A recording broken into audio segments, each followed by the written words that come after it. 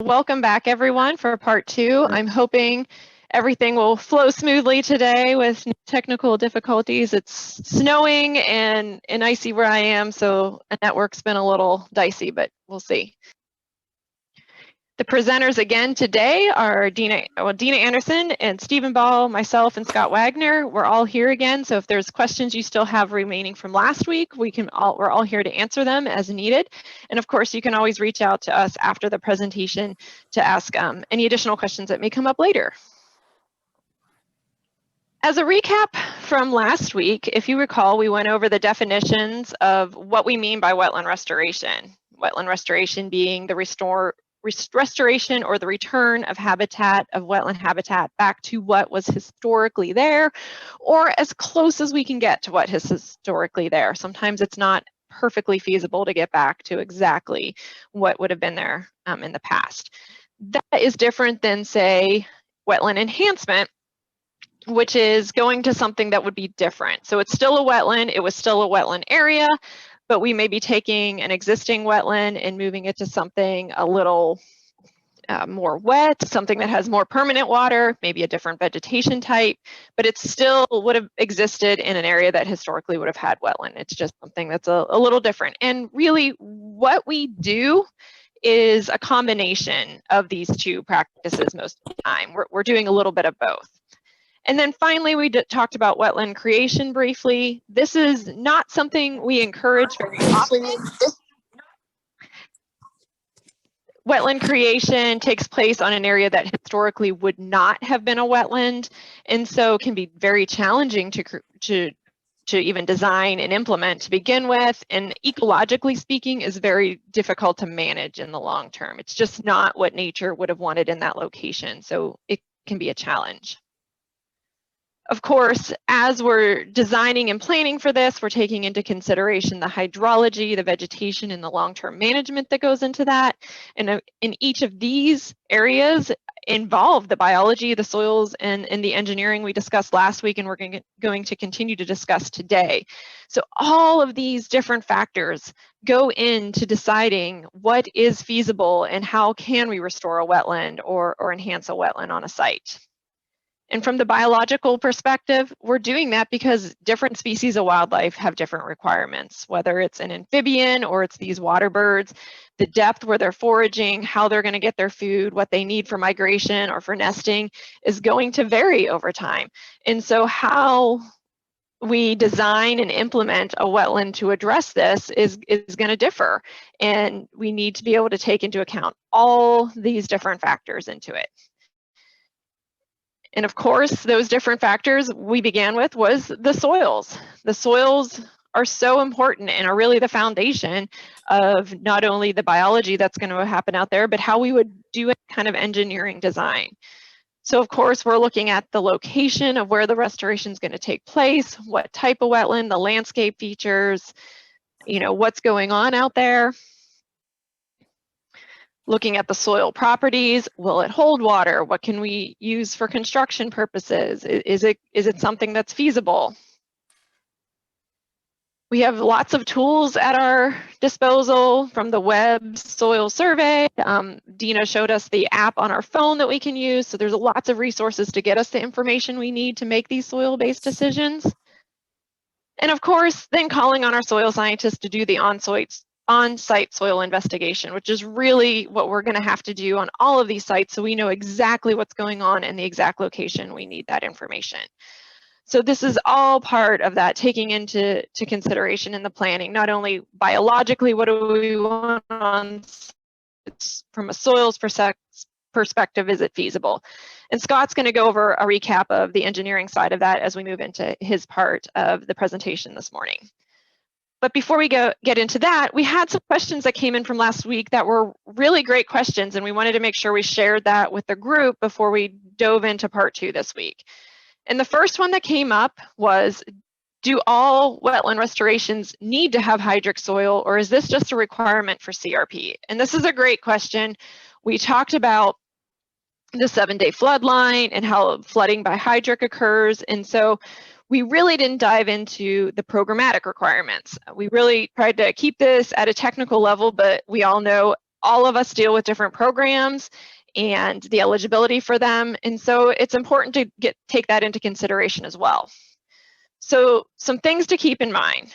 In order for a site to be a wetland or a wetland restoration, it does need to meet the definition of a wetland. It needs to have hydric soils, it needs to have the necessary hydrology, and ultimately it's going to need to develop that hydrophytic vegetation. But hydric by flooding can be met and meet that hydrology for the wetland.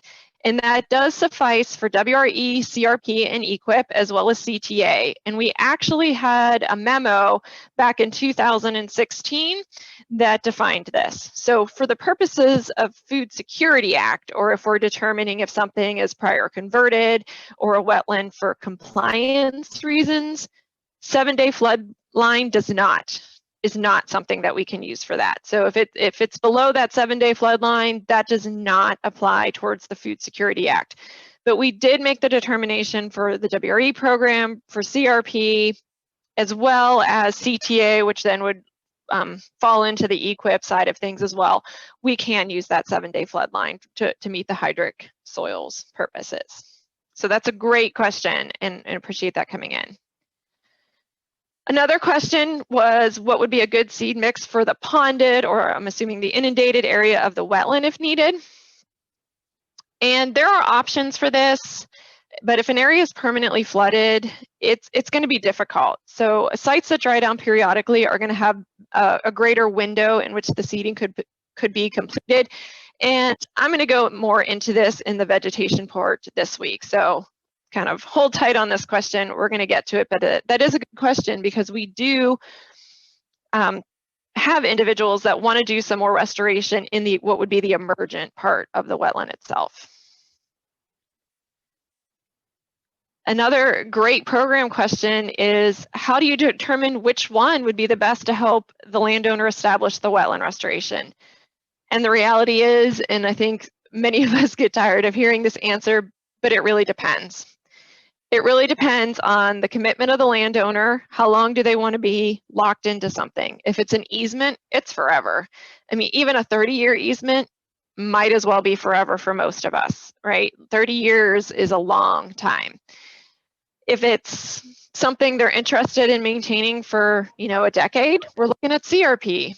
And then there's the balancing of what kind of financial support does the landowner need? Maybe the financial support isn't important. So something like EQIP, where they are kind of in, out, and done, it's better for them. They get more freedom after that on their land. They're not tied into the contract.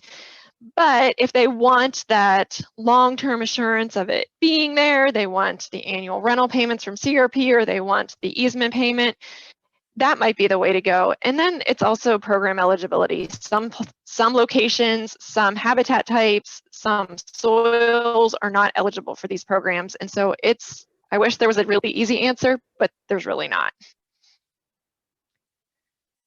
And finally, and a really important question, and we're going to talk more and more on this, but one of the things that comes up over and over again is, do wetland restorations we work on become regulated wetlands at some point in the future? And this is a complicated and multi-part question. From a USDA standpoint, if we do a certified wetland determination of prior converted, or PC, on a farmland or agricultural area before the restoration or enhancement, then it will remain PC for all USDA Food Security Act purposes. Well, with the regulated wetlands, and hopefully the screen will come up, there is an MOU with the Corps that says that they will honor our PC determinations. However, I would caution anyone not guarantee anything to anyone. We all know that the Clean Water Act and the 404 rules can be interpreted differently at different times. So it's always a good idea to say, this is what we know today, but when your project comes out of the program in the future, you'll have to check the rules at that time. So that really was the last sort of recap from last week. So with that, I think we're going to move over into Scott for the engineering recap and some information on permitting. Sorry for the screen share issue. Good morning, Indiana Conservation Partnership employees and other invited guests who are with us today. If you're newly joining us, my name's Scott Wagner. I'm the Ag Engineer at the Indiana NRCS State Office.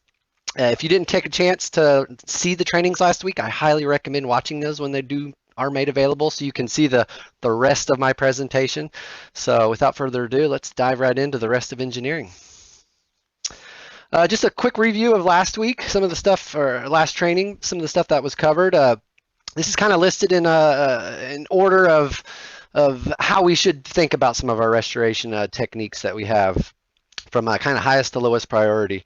Doing nothing or the vegetative only is really the best type of restoration technique if possible, but sometimes that's not always possible.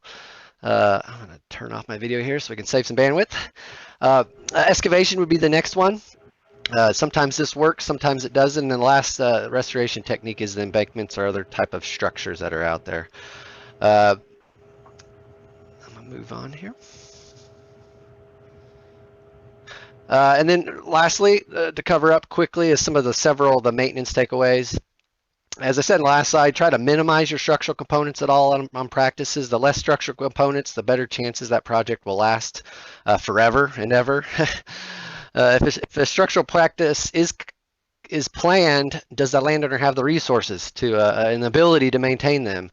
And of course, not to be overlooked is program limitations. We definitely need to make sure that whatever program, if it isn't a program, there isn't limitations to what type of maintenance, when that maintenance is done.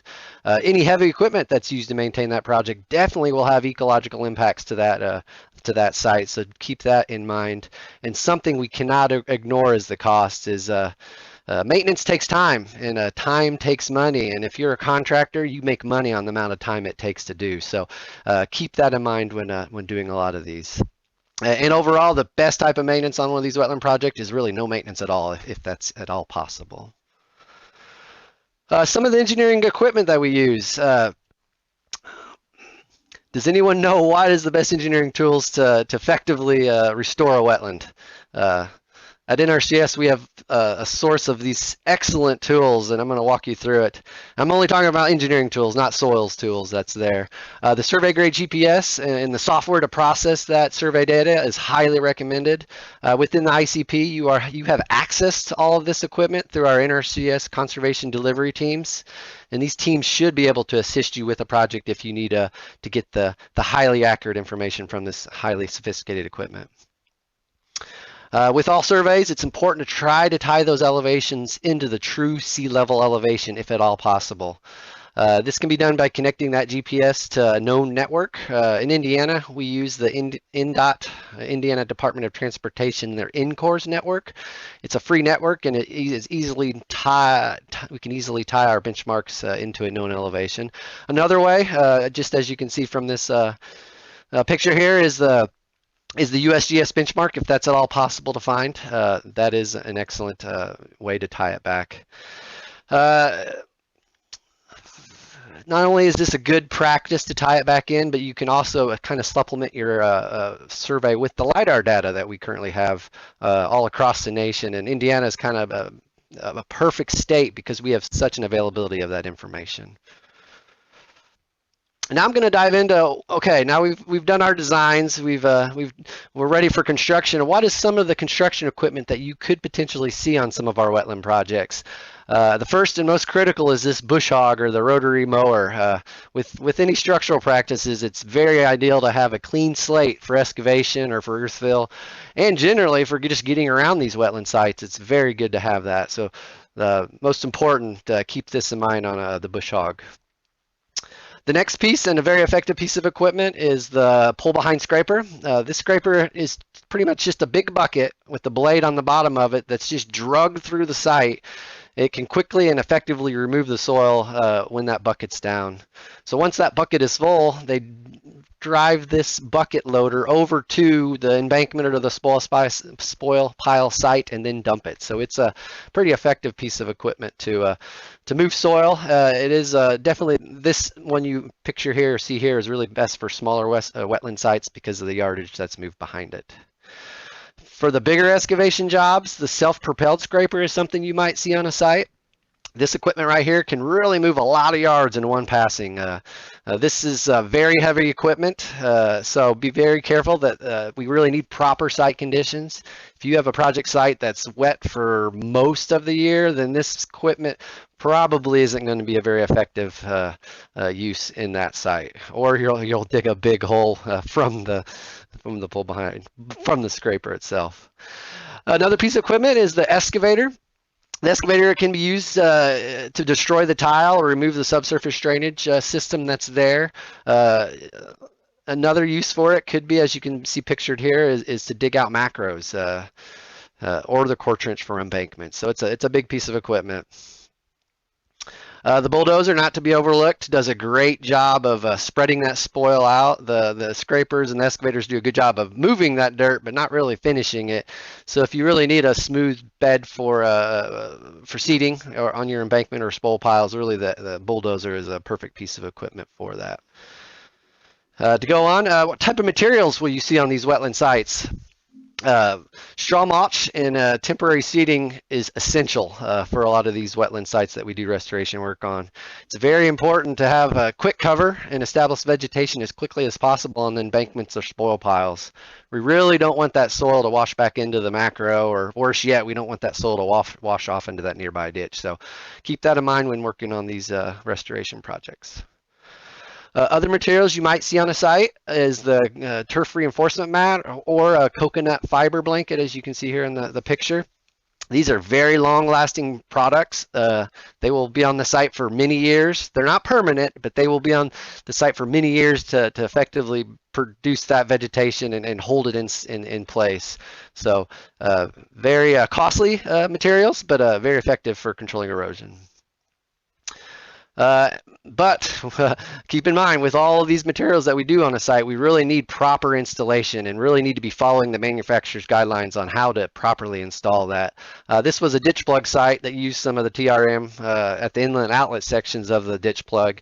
And as you can see on that right picture, it didn't go very well.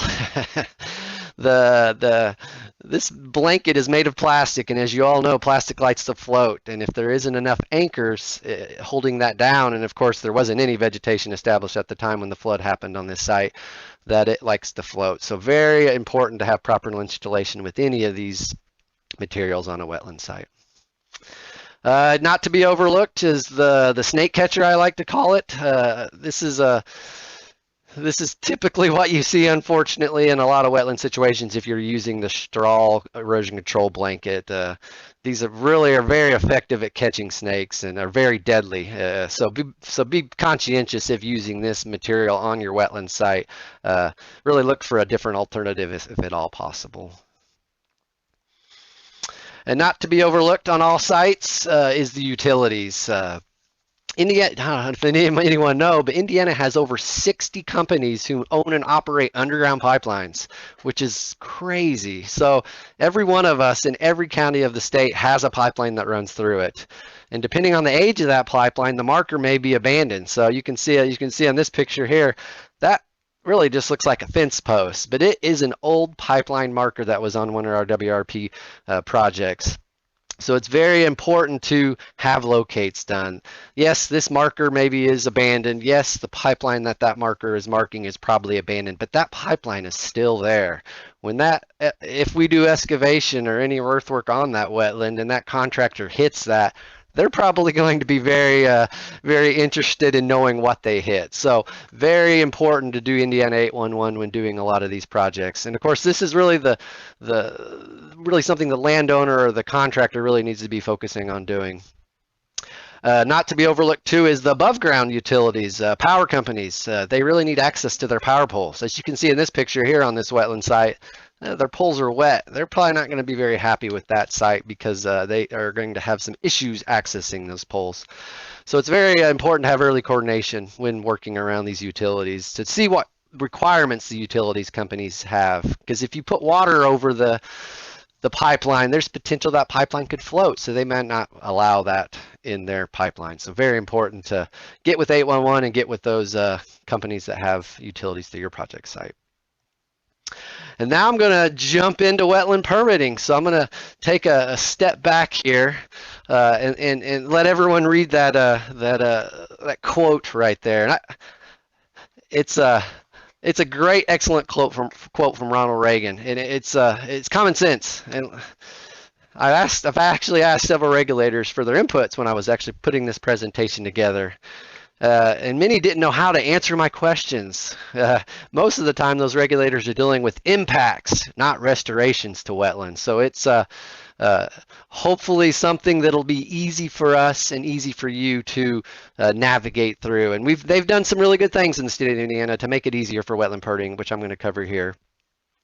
But unfortunately, in Indiana, there is no overarching exemptions to the wetland restoration. So many times we just have to kind of follow the same process that those folks that are filling and removing wetlands have to follow, but it should be a pretty smooth process if we do it. So in Indiana, we really have 3 and really 4 regulatory agencies that do have an intent to protect our natural resources and the integrity of the nation's water resources. And of course, each one of these regulatory agencies have their own set of laws, their own set of regulations that they're trying to follow, they're trying to implement to the best of their ability. So keep that in mind when working with these agencies. And one thing I do really want to highlight is that local aspect. Sometimes there is some local regulations you have to watch out for. And we have an excellent source at the Soil Water Conservation Districts to know, hopefully they know if there is any regulations in wetlands or in floodways in their counties. The biggest thing I really would like to highlight is early coordination is very important. Very, very important. So who regulates where? I just stole this slide yesterday off of another webinar, which is an excellent slide because it kind of really does an excellent job of showing which one of these, where these agencies have the regulatory jurisdiction on a project. We'll start from the bottom, I guess. I was trying to suffice which way to go. Is DNR. The biggest thing DNR is in Indiana is worried about is the floodway or the floodplain. That 1 square mile drainage area or greater, including streams, wetlands, or the trees within that floodplain is with a place where DNR gets involvement. If you go upstream of that 1 square mile, you get outside of that floodway, then you're going to be wanting to talk to IDEM or the U.S. Army Corps of Engineers. And as you can see, pretty much IDEM and the U.S. Army Corps of Engineers kind of share their jurisdictions on all the stuff that they do. And in Indiana, IDEM really kind of takes the lead. And I'm not going to talk the regulatory language like the regulators do, so keep that in mind if there is any of the regulators on this. Just a brief overview of where we need to be conscientious of where we do our projects. Excellent guideline that the state has put together. You can find it from that website there on, well, if I'm doing project in a wetland, who should I talk to? And this kind of highlights several activities that are typically regulated. And of course, one of the biggest ones that we're dealing with is this. The wetland filling and excavation is typically, if we do macro work, even if it is in an ag field, this is falling under that jurisdiction of what that is there. Don't let this be discouraged. This is a very, very busy slide that's there. They've tried to capture all of the activities that are regulated, but some of them may not be listed here. The biggest thing to take away is that tip that's circled at the bottom is really to contact all 3 regulatory agencies to truly start the planning process. And can't say enough about starting early. Our great state of Indiana has done an excellent job, thank goodness, and finally to put together this amazing website to assist our landowners and our contractors and us in determining what requirements the permit needs on a project. I can attest the information that's requested on this site is super simple. It's super easy to understand. add any of the crazy regulatory language or Indiana code into this website.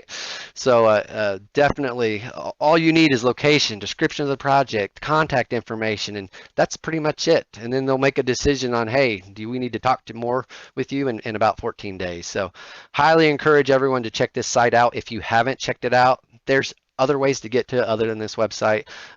If you just do a search engine on it, you should be able to do it. But it's important to get started at the kind of the beginning of your wetland project if you know that you're in with one of those jurisdictional areas, so you don't get down the road and your design's completed and your construction's about to begin and you decide, and it's decided, hey, you need to be changing some stuff because you're building your embankment too high, you're not moving your soil to the correct location. So very important to get that early coordination. And super kudos to the SWCD for their lunch and learns that they did last October. The 27th, they had IDEM and DNR in talking about this tool that I just mentioned. Excellent presentation. You can find it on their website. I believe it's right there for districts.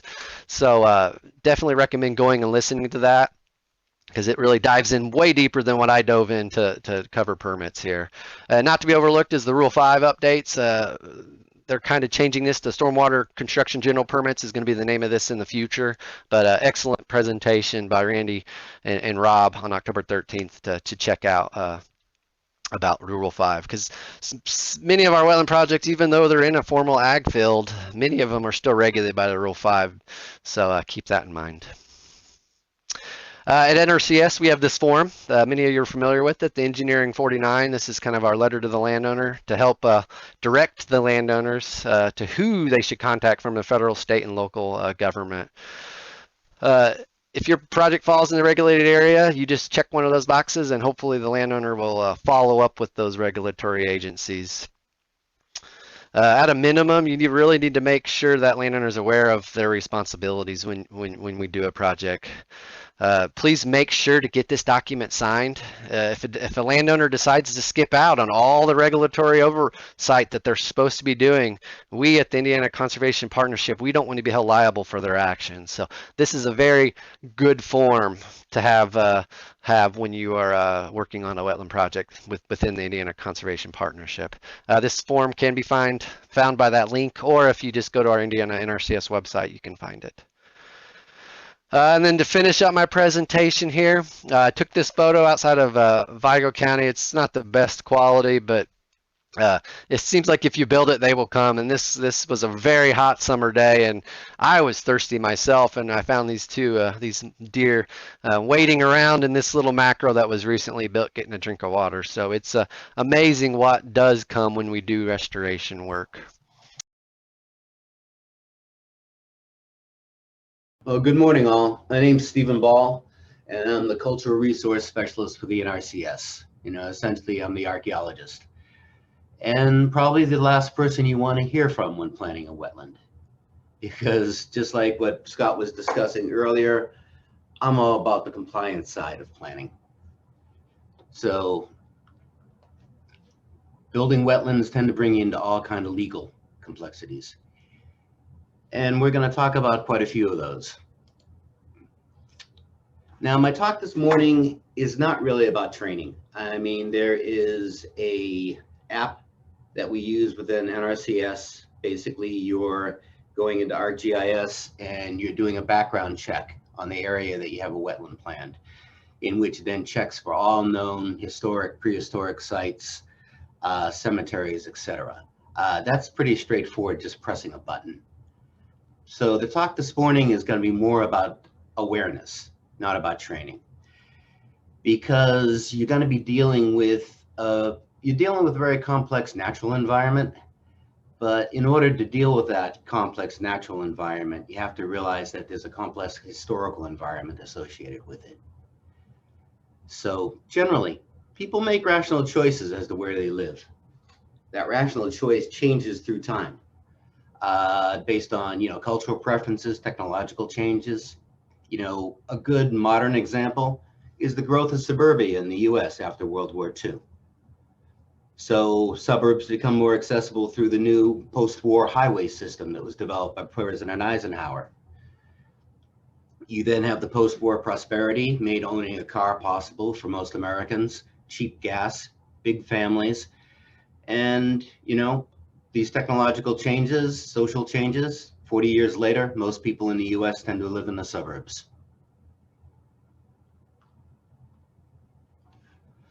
So when you're dealing with wetlands, you have to realize that there are high probability areas in Indiana where people settle. And, unfortunately for y'all, wetlands are such high probability areas, especially during Indiana's prehistory. And when we talk about prehistory in Indiana, we're talking about over 10,000 years of occupation. So, wetlands are valuable natural resources today. And what I'm going to be focusing on in this talk is you have to understand why it's also a very rich historical and cultural environment. So when we talk about protecting cultural resources, we're not talking about protecting arrowheads. We're not talking even about protecting the artifacts that you're going to find in the plow zone. I mean, they've been mixed up and chopped up, for over 200 years of plow agriculture in Indiana. We're talking about the remnants of structures, houses, fortification walls, trash pits, waste storage pits, etc. It is the remnants of ancient occupation that we're trying to protect. It's the stuff that's essentially under the plow zone.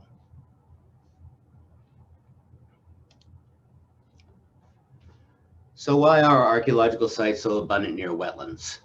And the primary reason is because it's such a biologically rich environment.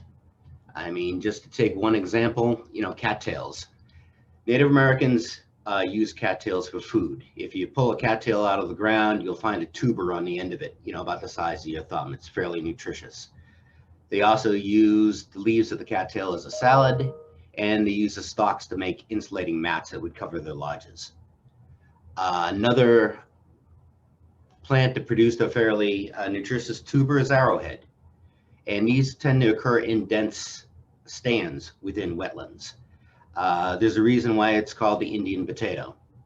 Though, as an archaeologist, you always find that a little misleading because potatoes, of course, were developed by South American Indians, but I guess calling it the North American Indian potato was considered a little excessive. There are a wide variety of edible plants that are available in wetlands, and many of these occur in stands that approach that of a monocultural farm field. Now, dependence on these various foods by Native Americans, it changes through time. 5,000 years ago, cattail and arrowhead were more important than 2,000 years ago, when corn, beans, and squash become dominant. Wild rice, of course, is more important in northern Indiana than southern. But the point being, it's a hugely rich ecosystem for plants, and the reason why you would have settlements near these wetlands. And also, there are the wetland animals, the backwater species of fish, the amphibians, the aquatic mammals, and the migratory waterfowl.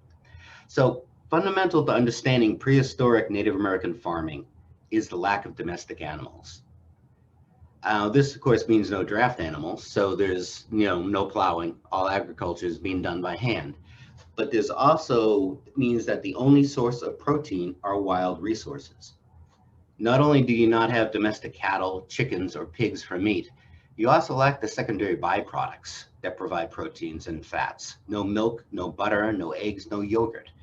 So any large farming village is going to need a large hunting territory to keep a healthy diet.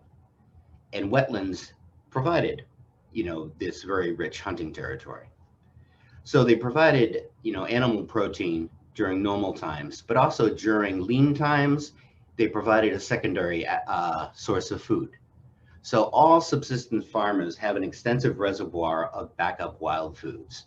So if you have a series of poor harvests, you have to have something you can fall back on. And the classic example are river mussels. You have these huge shell middens on many of the major rivers in the Midwest that develop from people exploiting the mussel beds there. I don't know if you've ever tried to eat one of these river mussels, but they taste terrible. They are horrible. They're, you can dip them in garlic butter and it just tastes like something horrible in garlic butter. And yet you have extensive exploitation of these things, because during times when your harvest failed for 2 or 3 years in a row, you have to have those wild resources to fall back on. You know, traditionally, I mean, the Irish would refer to these as famine foods. So hydric, regularly flooded soils are a prerequisite for wetland restoration. We discussed this earlier. So despite the fact that you're dealing with flooded landscapes, that's not always a barrier to settlement. You know, permanent year-round settlements in Indiana didn't become commonplace until after about AD 500. So whether or not an area floods in the spring is not all that relevant if you're only going to be there in the fall.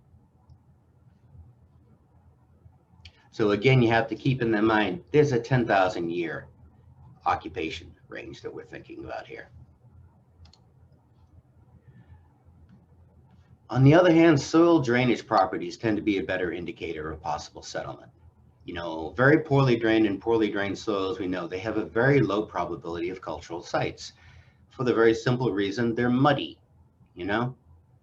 On the other hand, if anybody's been out in the field with me doing field survey, if I want to go find an archaeological site in Indiana, the first place I'm going to go to is a river valley and find the first well-drained ridge right adjacent to a poorly drained soil.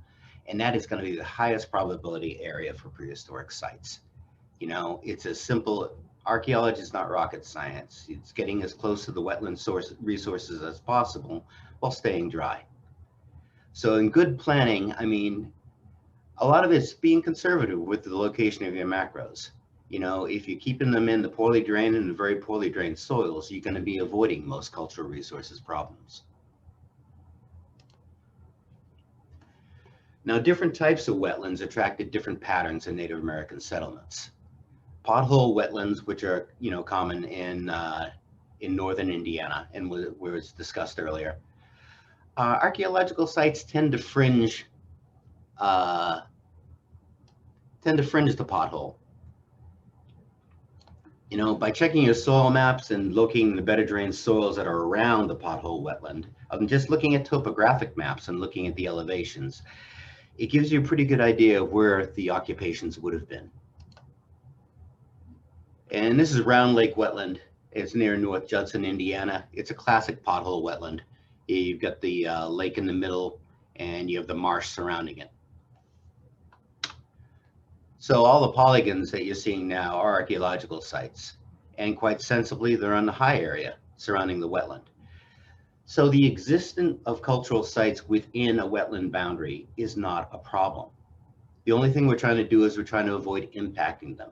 So including the high areas around the actual marsh area as part of the wetland is not going to complicate your wetland planning. I mean, essentially, you're just going to plant warm season grasses in the areas that are culturally sensitive. And it's kind of cool. There's actually here in the lake itself, there appears to be a fish weir, which is just basically a stone wall that was used to help with the capture of fish.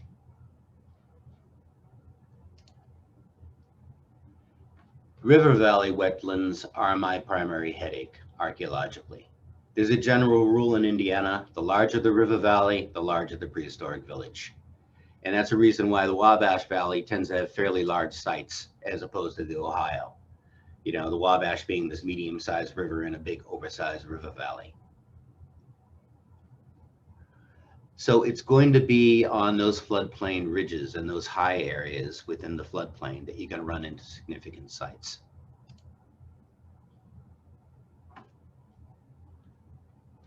So sandy soils bordering poorly drained areas were most attractive for ancient settlement. And this is whether it's a village, an extractive camp, or anything else. I mean, it is almost guaranteed if you're on a floodplain in Indiana and you've got a sandy ridge, it's going to have prehistoric occupation on it. And just to give an example from the Posey Bottomlands, I mean, the top graphic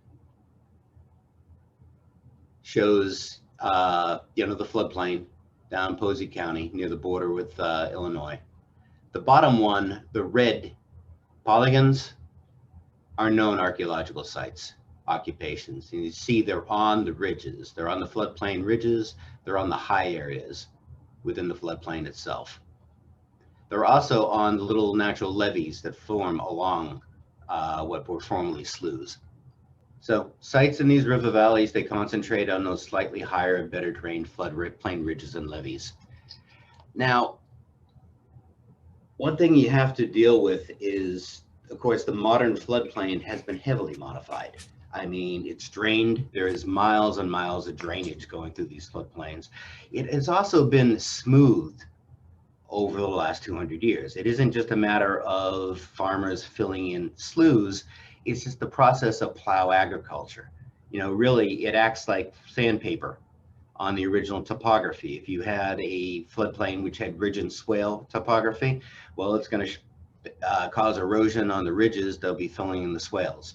So it's a very different physical environment that you're looking at than was the environment that was originally there when the, say, 300 years ago.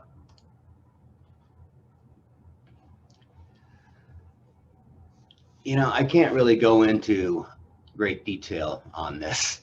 Again, 10,000 years of history. So let's just deal with the last 1,000 years.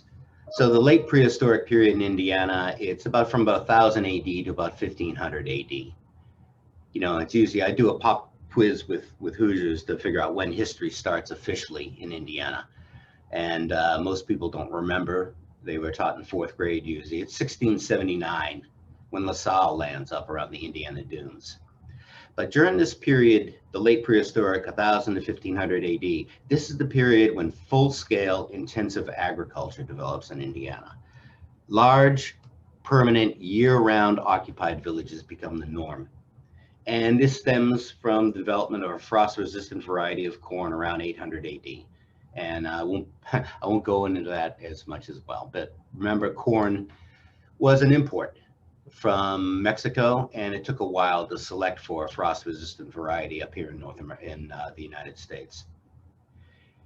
So to repeat, we're not protecting arrowheads. We're not even protecting artifacts when we're talking about whether or not you are impacting a significant archaeological site. So just as an example, from Southwest Indiana, the late prehistoric culture was called Middle Mississippian. And it is so closely related to wetlands that it has been considered almost a cultural adaptation to the meander belt zones, the river valleys of the eastern United States. So as an example, this is a place called Cahokia. It's near where East St. Louis is today. It would have been the floodplain right across from where St. Louis, Missouri is today. This is 800 years ago. So the site, and it's almost a city really, it's on the floodplain proper. You know, population estimates for Cahokia range from 30,000 to about 100,000 people, which, you know, doesn't seem that big by modern standards, but by comparison, London in 1200 AD has about 20,000 people. Paris has between 100,000 to 200,000. And as you can see, this entire site qualifies for WRE. You know, it's surrounded by backwood, slackwater swamps, seasonally inundated ponds. It even has a slough right here on its northern extent. So these people are not living near the floodplain. They are living on the floodplain. And to give you a perspective of the size of the site, the object here is called Monk's Mound. It's the largest prehistoric structure in the Western Hemisphere. It's 14 acres at its base. It's 100 feet high.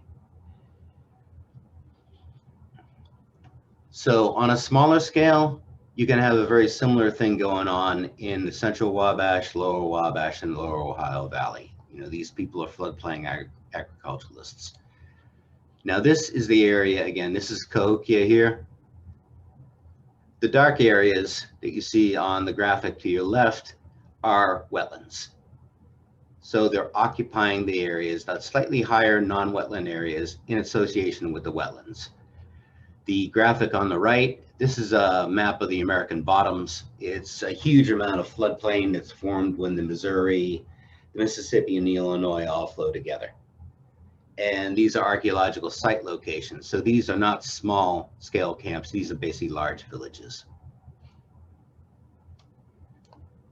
And as I said, on a smaller scale, you can have the same thing in the central Wabash, lower Wabash, and the lower Ohio Valley. The largest known Middle Mississippian village in Indiana is Angel Mounds. It's near Evansville.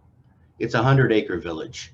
It's got 11 platform mounds occupied for over 200 years, surrounded by a fortification wall on 3 sides, with one side open to the Ohio. Right below it are the Evansville bottoms. And this is a slough that defines the northeast edge of the site. So there's an aerial view of the Angel site. So portions of this site qualify for wetland restoration.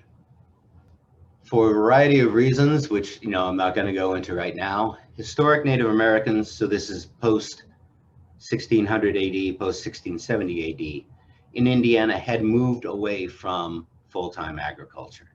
Many become deeply involved in the fur trade. In many ways, you can think of them as subcontractors for international fur companies.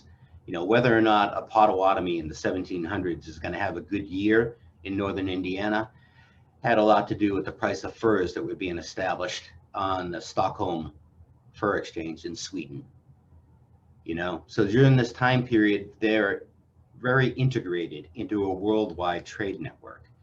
And so access to fur-bearing mammals was very important.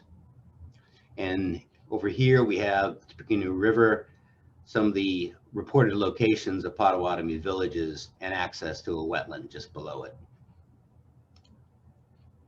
There are only about 5 well-documented locations for Potawatomi villages in Indiana. And when I first came on the agency, we were building wetlands on or near 3 of them. So here's another one in the Kankakee River drainage. And again, they're occupying the high areas. I mean, they're staying out of the swamp and they're staying dry, but they have access directly, control of these wetland resources.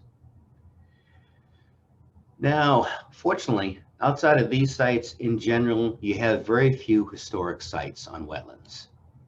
Overall, during the modern period, wetlands aren't well regarded until you drained them and started farming. Euro-American settlers had strong negative attitudes towards wetlands and swamps. It's embedded in their language, where you're swamped with work, you're bogged down. The boogeyman is actually the boggy man, would be the monster that lived in the swamps. Even our diseases like malaria, it's Latin for bad air from the swamps. There are a couple of industries that did develop in the wetlands. One large-scale one was commercial hunting. So with development of railroads after the Civil War, it became possible for you having, in these commercial hunting firms in the big marshes like the Grand Kankakee Marsh, in which they would slaughter thousands and thousands of waterfowl and then ship them to the major cities, specifically Chicago and up into the Great Lakes. There's this great description I've read of an 1869 shipment being loaded on a Chicago-bound train at a depot in Hebron, Indiana, in which they recorded what's being carried on the train. And they've got 5 deer, 467 large ducks, 392 small ducks, 22 large geese, and 16 small geese. And this was just a load that was being provided by a commercial hunting firm of Bobin and Sargent. And it was one of 3 shipments they made each week. So these game birds are being sent up to Chicago to provide meat. Also, don't forget the how valuable feathers were. I mean, it was primarily how your mattresses were made out of feathers. Also, one other commercially viable product that was coming out of the wetlands was what was called marsh hay. And this is especially important for the up and around the Grand Kankakee, where they'd be harvesting, the sedges, reeds, and grasses and selling that as hay.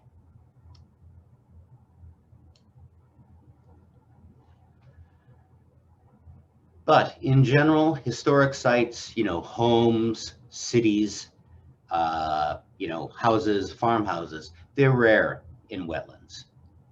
And there is, of course, unfortunately, one exception to this in Indiana. And that is canals. The Wabash and Erie Canal is the longest canal ever built in the United States. It's 468 miles from Lake Erie to Pigeon Creek on the Ohio River. So from up here in the Lake Erie, all the way across Indiana, parallels the Wabash all the way down, ends up down here on Pigeon Creek. It was a massive construction project, and it eventually bankrupted the state.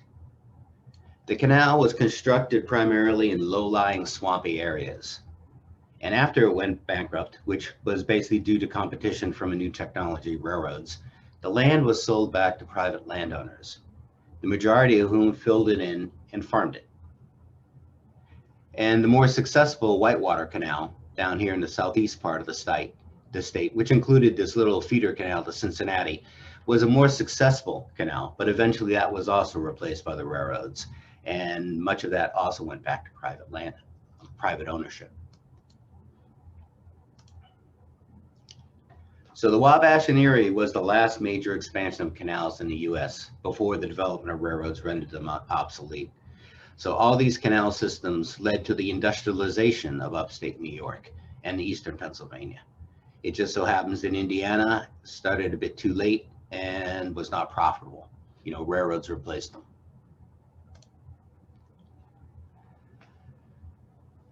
Now, the Wabash-Erie Canal is a very important historic structure, but essentially it's still a ditch, and it is not the canal itself that we're trying to protect when we're developing wetlands. It's the structures associated with the canal. The canal was essentially a water control structure. And within that water control structure, you've got locks, aqueducts, bridges, and culverts. So locks, they're required to raise the water level as you move through the canal, from Pigeon Creek all the way up to Fort Wayne. There's 73 of them. There were 73 of them on the Wabash and Erie. There were 58 on the Whitewater. They're fairly sophisticated constructions. If anybody here from Northwest Indiana remembers, in Fort Wayne, back around 1991, there was a construction project. It was the I-469 to 24 bypass. They ran into the remnants of lock number 2 on the Wabash and Erie. And that took a multi-million-dollar project and it brought it to a screeching halt. They weren't able to resume the project until a year later, when they had actually mitigated the fact that they had impacted the canal by basically completely excavating the canal. So you had locks. East of Logansport, most locks were wooden. West of Logansport, they're made of cut stone. And this means unless they were salvaged, they're still around. And these are just a couple of photos of what they looked like back in the early 1900s, what they looked like 40 years ago. And, and probably look even more. They look even less like significant things today. You also had aqueducts, which, I didn't know much about canal construction before I came out here. And I never thought to ask the question, what do you do when you try to cross a river with a canal? And in essence, what you do, you raise the canal. And the canal boats would move across the river in this aqueduct, which had water flowing through it.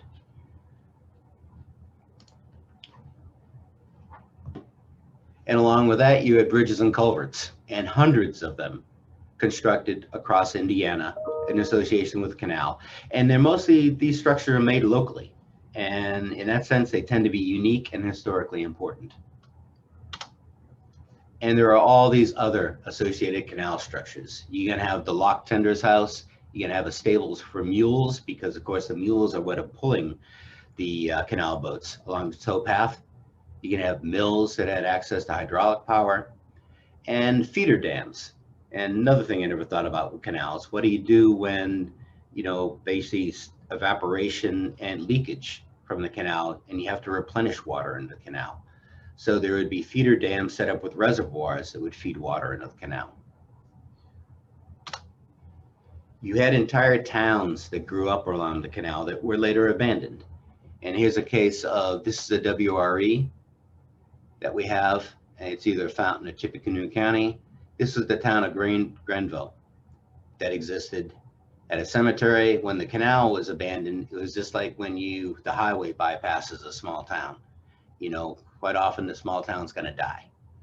So you had the entire town of Grenville, you've got prehistoric sites located here within the canal, and you've got canal structures located along the banded portion of the canal.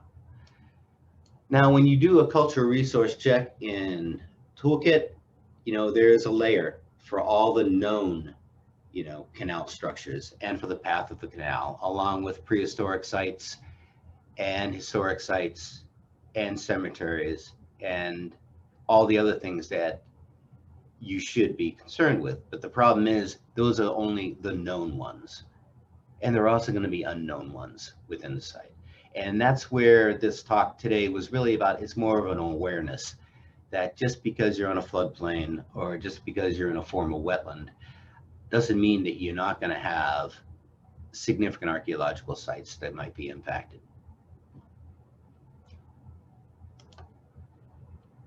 So, my final points, and it's actually just re-emphasizing the points made by the other people, you know, Brianne, Scott, and Dina.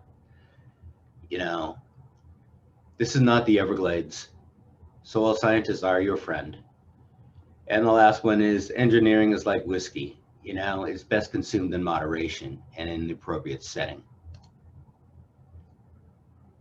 So, not the Everglades or the Bayou. This is a listing of the flattest states in the United States. And Indiana is pretty flat. I mean, we come in at number 12 overall. But notice who's at number 1 and who's at number 2. And I can tell you from experience, South Florida is flat as a pancake. You know, I spent 4 years stationed there. It makes Howard County look like the Alps. And that's especially this part of Florida south of Orlando.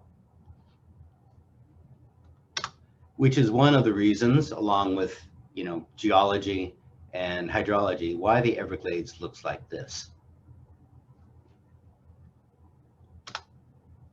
Now, in comparison, we've got, you know, what is popularly called the Everglades of the North. It's the Grand Kankakee Marsh.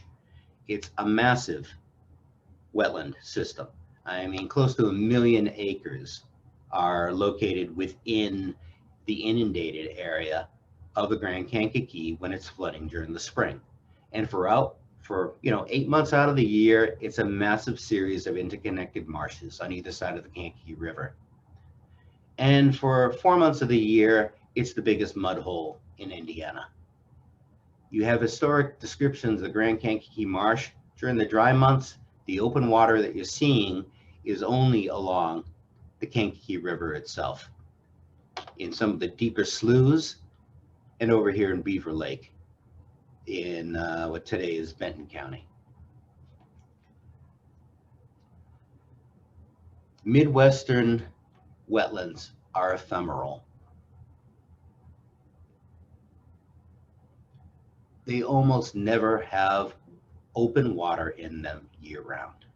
They dry up. They're meant to dry up. All the native animals and plants that flourish in those wetlands are based on the idea that the wetland is going to dry up.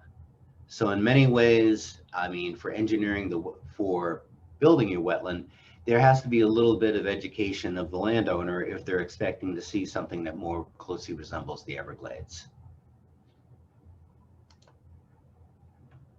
On-site soil investigations are so important for avoiding cultural sites. It's not that Dina's going to be out there looking for cultural sites, but she's going to be out there finding where are the poorly drained and very poorly drained soils.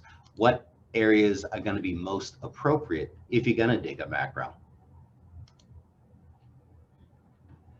And in general, if you're building, don't want to use the word correctly. If you're building a wetland correctly, you're going to naturally be avoiding the areas that are going to be cultural sites. You're going to be dealing with, you know, building your macros in poorly drained and very poorly drained soils because they are the most appropriate ones for it.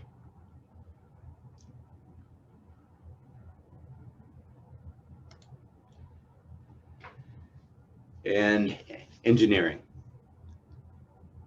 You know, I realize that engineering is necessary on many sites, but you know, I know it's entirely in my own self-interest when I say you should minimize the engineering, but by minimizing the engineering, you really should focus on that subsurface drainage first. Before you start digging a hole to retain water on a site, the main thing is to find where they drain the site. If you were on a site doing a wetland restoration, it used to be a wetland. It used to naturally retain water. And the reason it doesn't retain water is because we've been spending the last 100 years draining these things. So the best restoration technique you can do, engineering technique you can do in a wetland, is digging up those tiles and blocking those tiles and blocking the movement of water off of the site. And for that, you can use as many modern techniques as possible. And it's unfortunate we don't have, you know, a computer algorithm that'll run through your aerial photographs and detect where the drainage is. But make the most use of these historical pictures and trying to determine where the drainage is. Because if you end up building a macro on the site and you haven't addressed the drainage issues, then that's going to be a mud hole fairly quickly. Well, we're in the home stretch and we appreciate everyone sticking through us for 2 whole days of this. We're going to dive back into the habitat details now, sort of the final steps in the restoration. So next slide. We have covered the major components that determine a wetland to this point: the presence of hydric soils, the presence of restoration of hydrology, and finally, now we can discuss the vegetation. So we're really coming back to those 3 main components of a wetland. Is it hydric soils? Does it have hydrology? And does it have hydrophytic vegetation? And while we have been mostly talking about the wetland area to this point, the things that I'm going to talk about moving forward from here will include upland vegetation as well. So they apply to the upland side of things as well. Next slide. Common wildlife practice standards are listed here. They range from the site preparation standards to some of our planting standards, both the herbaceous and tree and woody standards, the more pure restoration standards, such as the restoration management of our communities. All of these are there to help us get the site to the conditions that we are hoping it to be, and then manage it after the site is established. Next slide. And the purpose and value of these practices and the associated scenarios are their roles in the success in a seeding project. When starting from scratch, all 3 are needed to maximize the success. But how do you decide what you will establish, or even if you need to establish anything at all in the first place? Next slide. As I move through this presentation, I'm going to use the term plant. And here I'm using it to generally apply to either seeding or a planting. So a planting would include trees, shrubs, and even herbaceous plugs. That's not an option we use a lot right now, but it could be useful in small situations or to add extra diversity to a planting. Natural regeneration is most suitable in situations where passive management is the desirable level of involvement. This may be because the only option for some landowners and in some landscapes, it's just the only thing that we can do. Floodplains are the best example of this, because with unpredictable flooding, we don't know if we can even get into an area to plant it, let alone will those plants survive due to the flooding.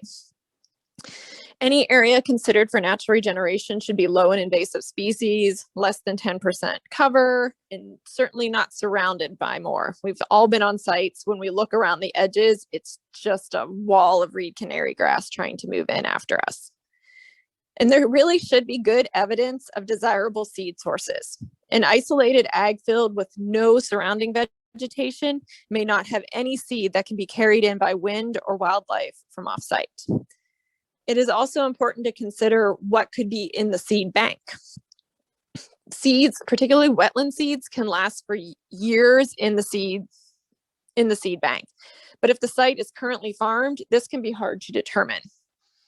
Look for areas that have grown up that could not have been farmed. Sometimes those wet pockets in the field will have some sprouts of sedges and rushes, and you'll know that there are desirable species within the seed bank. Uplands, on the other hand, generally don't have the same available seed bank as the wetlands, simply because the disturbance there has likely been more extensive over a longer period of time. So the seed bank has simply just been worn out or destroyed. When we're looking whether a planting is appropriate, that's really where that active management is feasible. That includes not only having the equipment to prep, plant, and manage the site, but the personnel to do it. And if there is a high invasive species risk, this is the way to go. We can get the beneficial plant species a jump start to establishment. They can shade out the invasives and get ahead of them, rather than wait and hope to see what is going to show up, which really leads to the last point. If there is no obvious seed bank, or if offsite seed sources aren't available, then planting is going to be necessary. And in general, I recommend, just from my own experience, that if a planned wetland is going to be a herbaceous wetland and the site has been farmed for greater than 10 years, give serious consideration to just seeding the site, no matter the situation. Invasive and weed seeds are likely to outpace anything native that is in the seed bank and remaining there. And so it's just a good practice to stay ahead of things. Next slide. And of course, there are pros and cons to each of these. The pros of natural regeneration is that it is passive, the effort is minimal, therefore with no plant material, no equipment, and no labor, it's inexpensive. And the plants that colonize are going to be adapted to the current site conditions. You may recall from earlier today and last week that restoration is an attempt to get the site back to as close an approximation of historical conditions as possible. The historical is not always feasible. And so the plants by nature may need to be different. This is especially true, we're finding, in the riverine systems, where the more intense, more frequent, and longer duration flood makes it nearly impossible to establish the hardwood trees we've been trying to. They just simply cannot survive those conditions. And so in those cases, silver maple, box elder, and cottonwood do really well, and there is no reason to plant any of those species. They will come in on their own with a vengeance. Let's not spend money there. The pros of plantings include that we've got quicker establishment. You're not waiting for seeds to arrive on their own. Although quicker is relative, it can still take 3 years to fully establish. You can plan an increase diversity of plants from what is likely still in the soil bank. Not all seeds persist in the seed bank. Annual seeds in particular can kind of fade out quickly over time. So you can target that community type to get that diversity, make sure you have all different kinds of vegetation out there. In the majority of Indiana, natural regeneration is likely to trend towards trees, other than in the wettest of locations. So herbaceous habitat, if you really want that out there, it's going to probably need to be planted and managed. So now as I move into the cons, you're going to see a flip-flopping of these traits. So let's go to the next slides. Well, there's the graphic of flip-flopping there, but we're going to go to the cons now.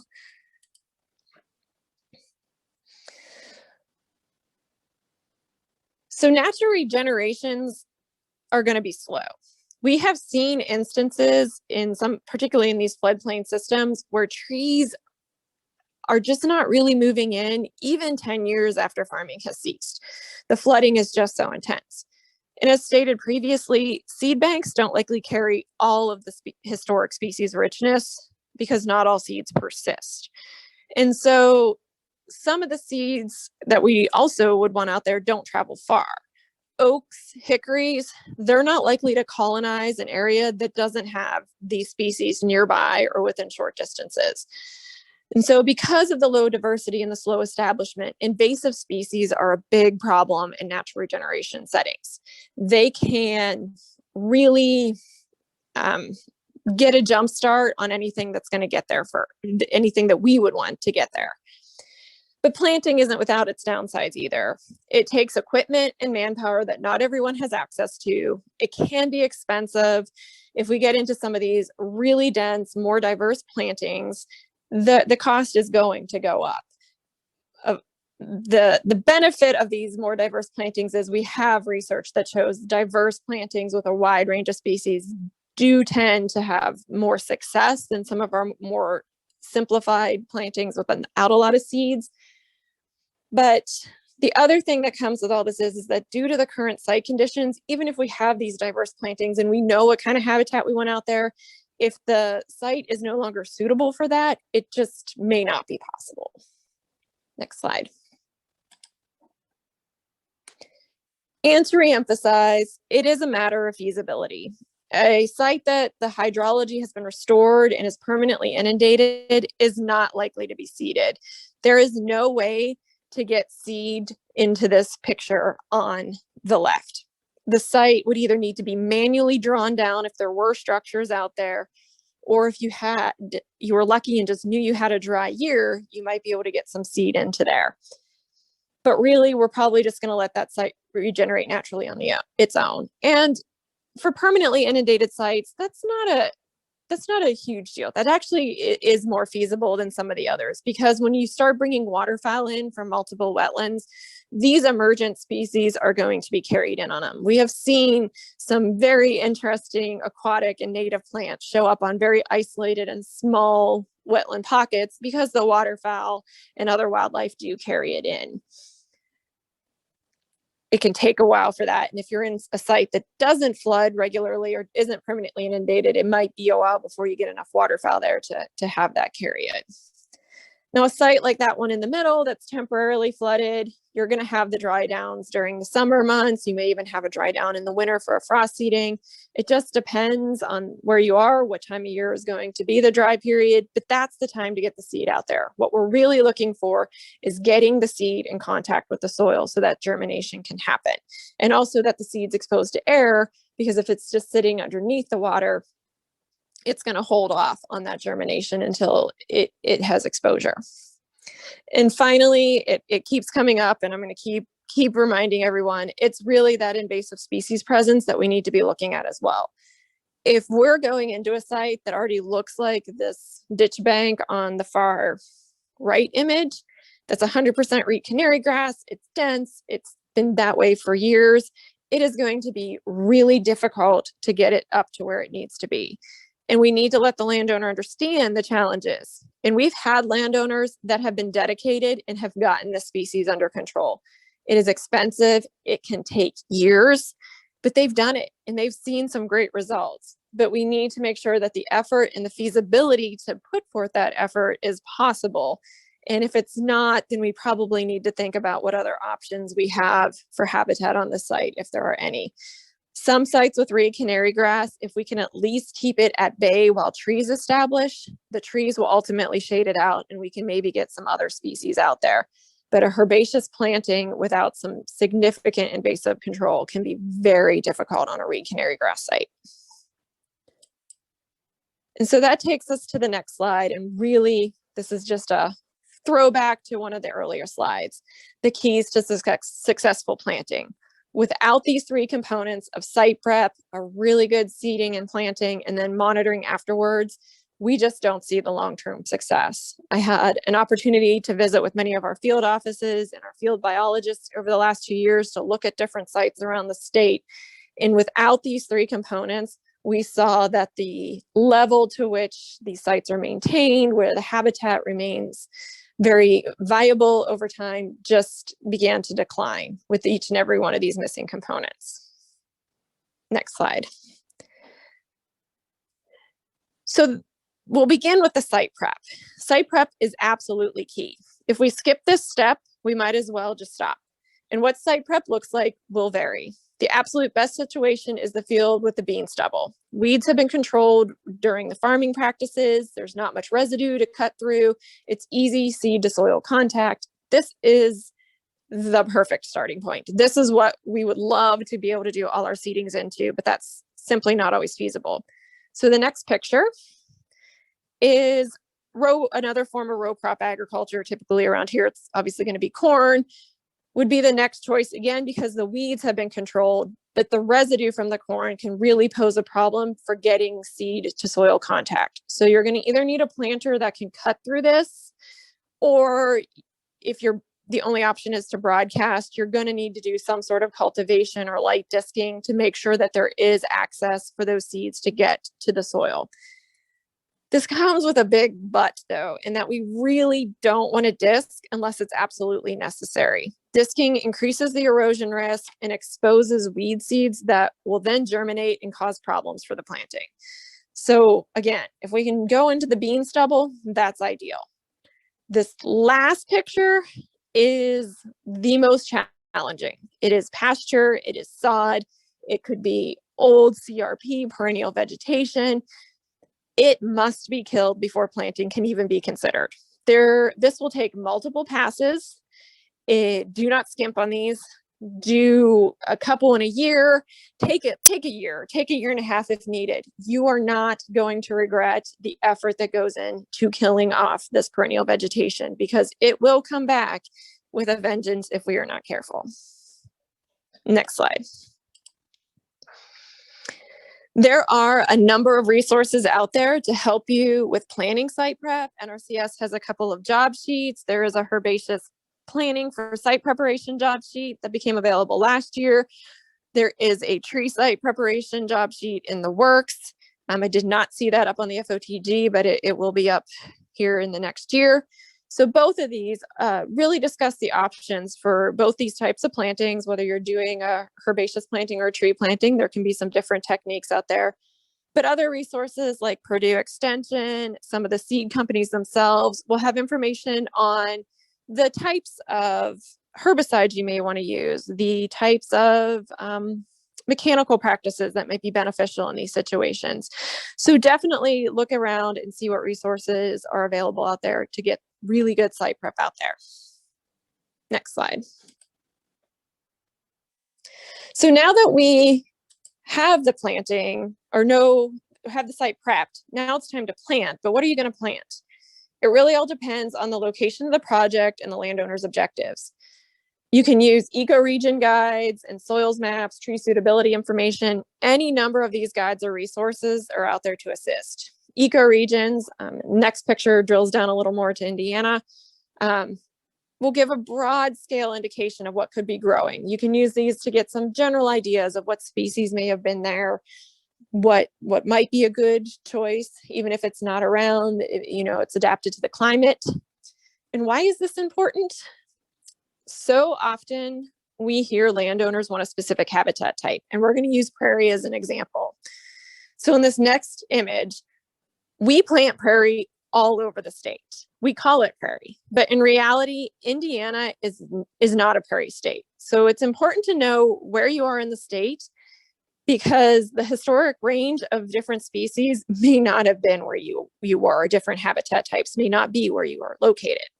So you can see in this image, the historic range of tallgrass prairie was really only up near the Chicago region. Now there were what we would call meadows, glades, and savannas interspersed throughout the oak hickory forest everywhere else. But the realization that the site is likely to go back to woods needs to be considered and needs to be emphasized to the landowner. It wouldn't have necessarily been historic prairie. Could be an opening, but it wouldn't have been historic prairie. And that means without management, it's going to return to a forest. If the landowner is not interested in intense and regular management of the herbaceous habitat, then a tree planting is probably the better option. Next slide. There are numerous tools and guides out there to help you select species. There's the NRCS seed calculator. There's also seed calculators that you can get from Xerces. Some of the companies themselves will have calculators out there.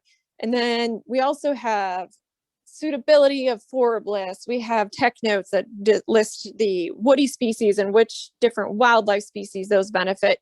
And we also have a number of partner sources that can help you with deciding species, such as this document from the Pollinator Partnership, one of NRCS's partners, that have very specific types of habitat that benefit pollinators. So you can get down to the specific species you're targeting, the type of habitat you want. There are resources out there. And if you aren't sure, reach out to your local biologist and they will gladly help.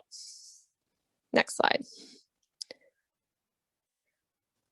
So once you've designed the mix and we've got it in the ground, now what? Now we begin the monitoring phase, and it begins as soon as that seed gets in the ground. We need to let our landowners know that they have to have reasonable expectations for these plantings. Remember, I said they were quicker than natural regeneration, but they're not quick. Here's a series of images from a prairie planting that took place in a soybean field. These images were provided by Emily Jacob. She's now with the DNR, but these were from her time as a farm bill biologist with NRCS and Pheasants Forever. So what we see here is a field that was planted or frost seeded in February. And now we're into June and there's not much to look at. We've got some sprouts of, I'm guessing, some weeds out there, but not much we're seeing. So next slide. Now we're into July. And this is panic time for most of our landowners. This is all mare's tail that you see out there. This is when the calls start. This is when the calls come to me at our state office. This is when we get cursed. This is when our own employees start to get nervous. What's going on? What's happened? We don't like mare's tail. What's going on out there? And in this instance, the landowner followed our guidance and mowed the mare's tail when it was low to reduce the shade on anything coming up. Interestingly, I've heard some biologists and some extension agents refer to mare's tails as like the nurse crop or cover crop of, so the following spring, you don't see as much mare's tail. So this is May of the next year. Not as much mare's tail. We've got some bunch grasses coming up and the native grasses, there's some wildflowers starting to come up there. They're hard to see, but if we go to the next slide, which is July of 2018. This is just 1 year away from the panic image of mare's tail. And this is a great planting. A lot of what they're saying, so it didn't have that extra winterization period. We'd actually probably still be a year away from this. We could be looking into 2019 to get to these results. It just takes time. And we need to make sure that is emphasized to the landowners and keep the calm. And we've got several examples of these types of images. Next slide. Last year, I updated our NRCS monitoring documents to include images similar to the ones you just saw from from a couple of our farm bill biologists that they have graciously taken over time that let us show this progression. And it really helps the landowners to know where they should be in different years and different stages of their establishment. So this document, as well as one for wetland habitat management, is available on our FOTG, our Field Office Tech Guide online, but there are also other ones from other partner agencies that show similar things. So as we click through this, it'll give some general guidelines to a landowner of what to look for, how to judge the invasive species that are out there. Then it'll get to the expectations for each year, and it walks them through the first year right after planting, the second year after planting, and then even into the fifth year. When we get to that third, fourth, fifth year, now we're talking about a well-established stand and what do we need to do to monitor it? And so it's giving the landowner at least the ideas that they probably need to be contacting NRCS, a biologist, the DNR, on what do I need to do now? I'm in the fifth year. It looks great, but it's starting to get dense. What do I need to do next? Next slide. And that takes us into the actual active management stage of this. And we've been doing active management all along, but it's still sort of that establishment management, keeping the invasives under control, making sure that we don't let the weeds shade out the trees or the seedings that are out there. But now we're into the active management. And this, of course, is an example of a prescribed burn on a herbaceous area. But we could be looking at, strip disking or strip spraying, different things that are out there. There are lots of resources again on this. Some examples are the Purdue extension document. There is some manuals on early successional habitat. These will have more specifics on the chemistries that you can use out there. These are active management items that are going to need to take place probably every 3 to 4 years. So again, as you're planning this, the landowner needs to be aware this is an ongoing process, and we have landowners that are very dedicated to keeping this habitat on the ground and doing this management. One thing to also keep in mind as we get to this stage is that we don't want to wipe out all the habitat at once. So in the next image, this is an example of strip spraying or strip disking. You want to create patterns out there. It doesn't have to necessarily look like these strips. It could be in blocks, but we want to leave habitat that's intact during each of these disturbance phases so that wildlife that is in one area can either take refuge in another, or that if it's something that's a little less mobile, we have other populations out there that are sustained. So never disturb the entire site at once. We definitely wouldn't want to see more than 50% disturbed in any given year.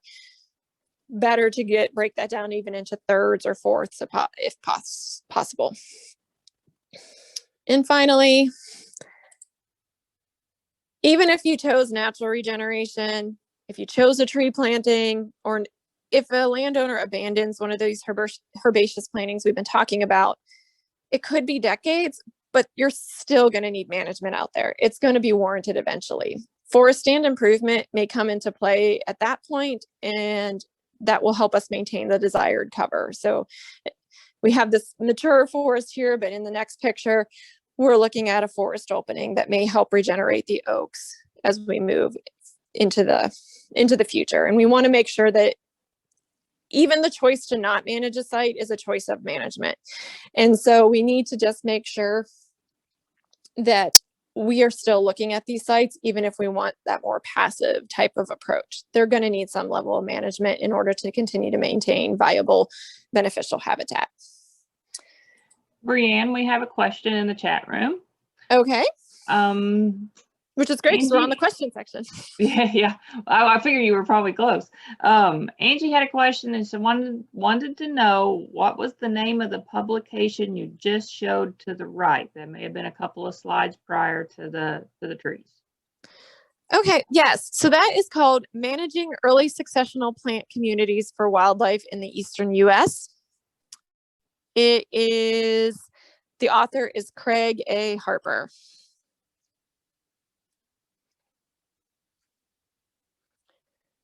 So I would keep in mind when you start seeing things that say Eastern U.S., some of these are targeted towards the East Coast. So just make sure this one is a good one. I see a comment that came up. It's a great one. I've seen some presentations with this, but also just keep in mind, there's a lot that deal with habitat that would be in Appalachia or in the coastal areas on the east. Interestingly enough, they have very many of the similar species, things that we have called prairie here. They just call it meadows there, but there can be some differences because of climate and precipitation levels and how they manage those. So definitely make sure that you reference back to Midwest type items as well, resources as well.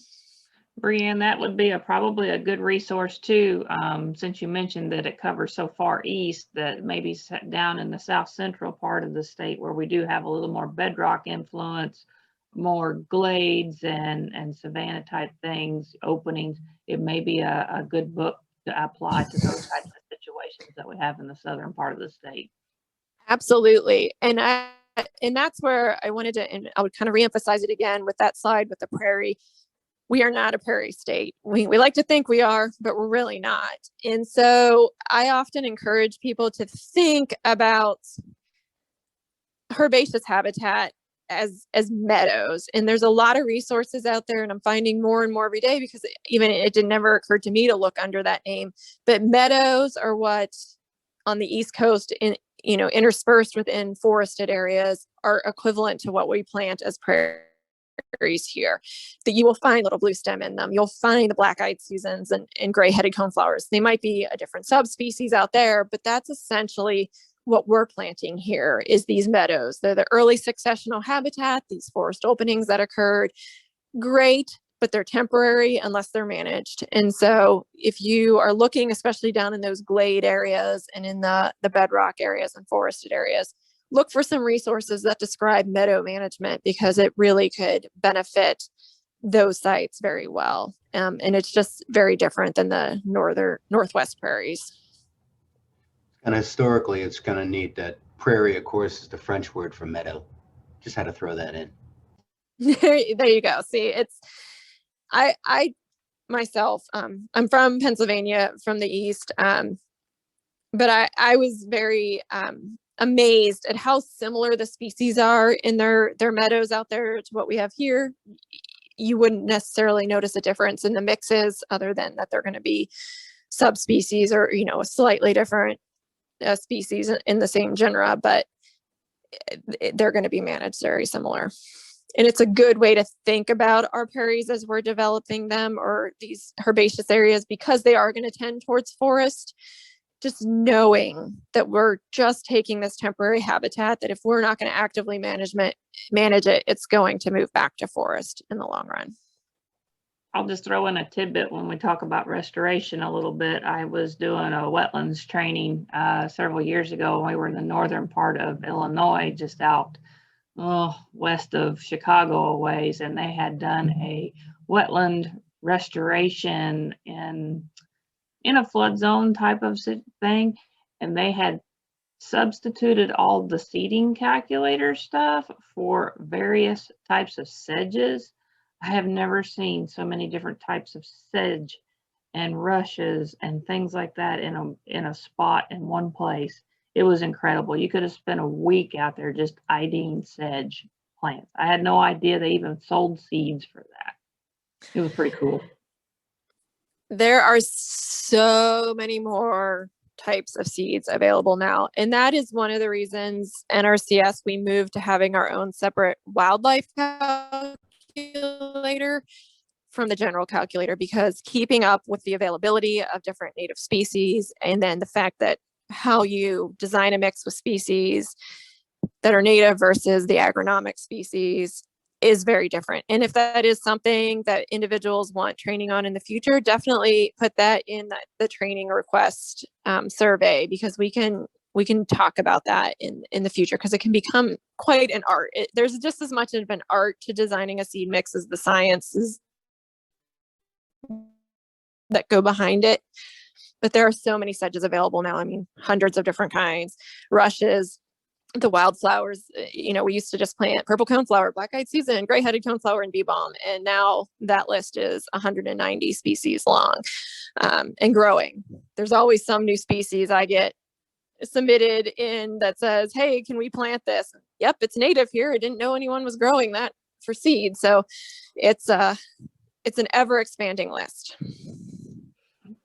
That's good, because I like to see all the diversity, and you're right. It's just a matter of who's stepping up to the plate to create the sources for all these things. And it's quite incredible. I was glad to hear that you mentioned too, about tree planting potentials and things.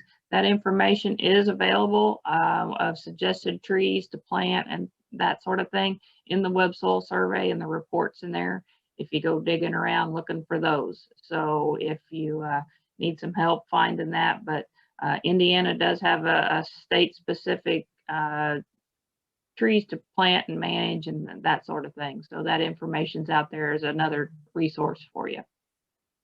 As always, and as has been done in the past, please reach out to us with more questions. We will gladly answer those. If they're really great questions, we'll try to find some way to get that information out to the group. All of us will be combining our presentations into PDFs and making that available, as well as the recordings will eventually be hosted. And we appreciate IASWCD for doing that for us.